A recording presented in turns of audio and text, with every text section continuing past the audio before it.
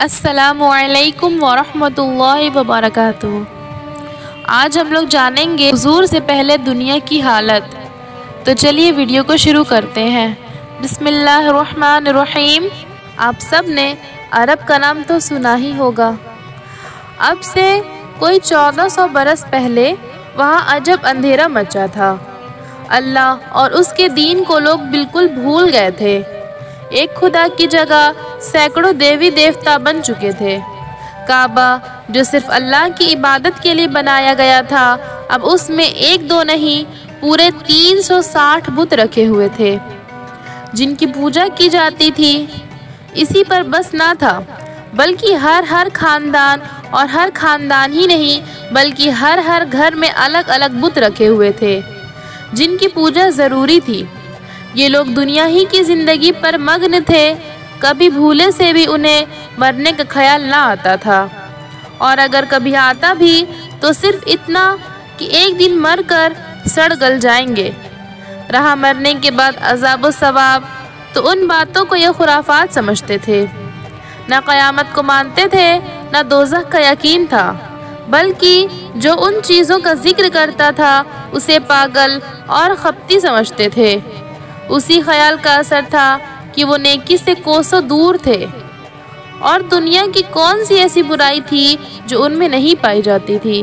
بہت سی چھوٹی چھوٹی چیزوں پر لڑنا شروع کر دیتے تھے، اور لڑائی ہوتی تو ایسی سخت کہ سینکڑوں برس تک ختم نہ ہوتی۔ لوٹ مار کا حال یہ تھا کہ کسی کا اکیلے نکلنا دشوار تھا۔ بڑے بڑے قافلوں کے ساتھ لوگ جاتے تھے، لیکن پھر بھی گھر تک بہت مشکل سے ہی صحیح سلامت پہنچ سکتے تھے۔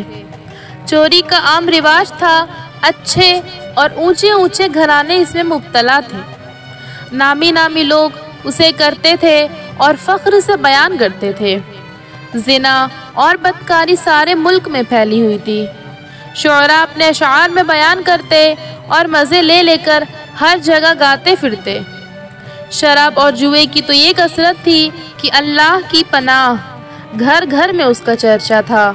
جہاں 4 آدمی جمع ہوتے، شراب اور جوا شروع ہو جاتا، اور روپے پیسے سے گزر کر بیوی بچوں تک کی بازی لگنے لگتی تھی۔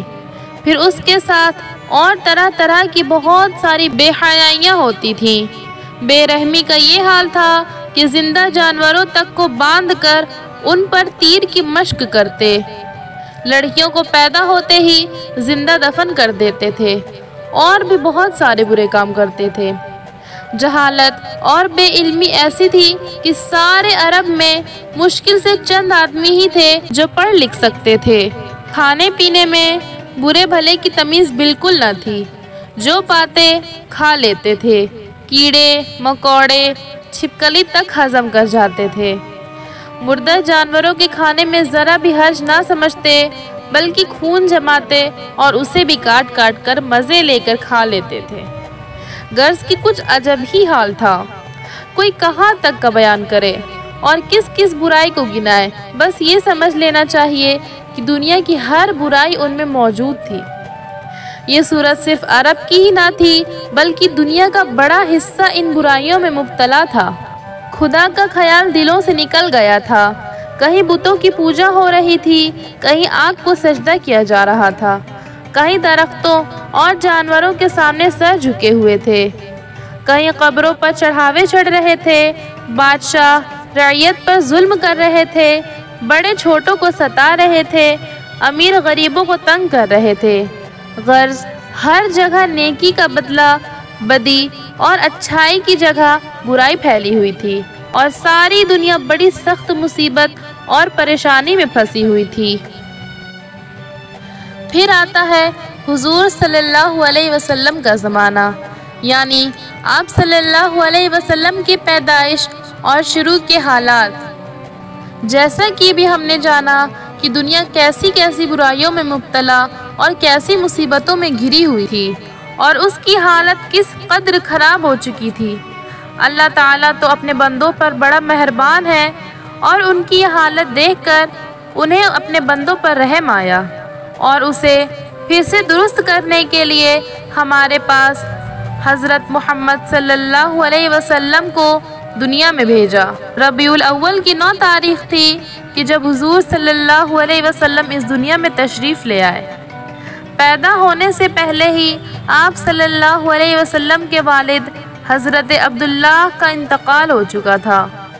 6 برس کے بھی نہ ہونے پائے تھے کہ والدہ حضرت آمنہ بھی اس دنیا سے رحلت فرما چکی تھی اور آپ اپنے دادا حضرت عبدالمطلب کے ساتھ رہنے لگے۔ 9 برس کی عمر میں دادا بھی اس دنیا سے چلے گئے اور اب آپ کے چچا حضرت ابو طالب آپ کی پرورش کرنے لگے۔ بچپن ہی سے آپ برے کاموں کو ناپسند فرماتے تھے اور ہمیشہ نیک کاموں میں لگے رہتے تھے۔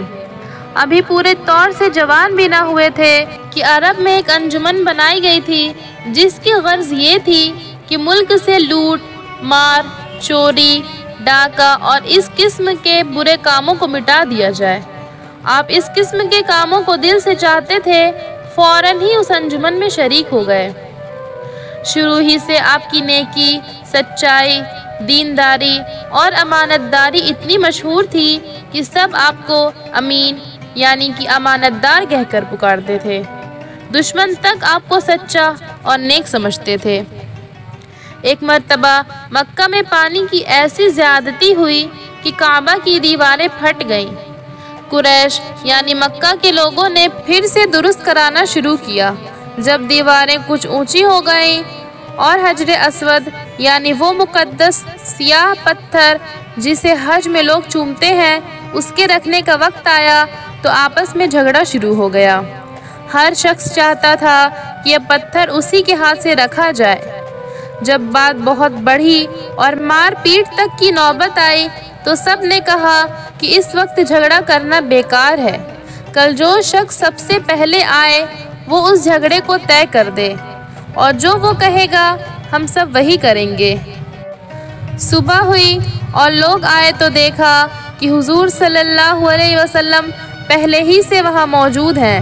دیکھتے ہی چلا اٹھے کہ امین آ گئے، اب ان سے بڑھ کر اور کون ہو سکتا ہے، تو حضور صلی اللہ علیہ وسلم نے ایک چادر بچھائی، حجر اسود اس پر رکھا اور فرمایا کہ ہر خاندان کا ایک ایک آدمی آ جائے اور سب مل کر چادر پکڑ لیں۔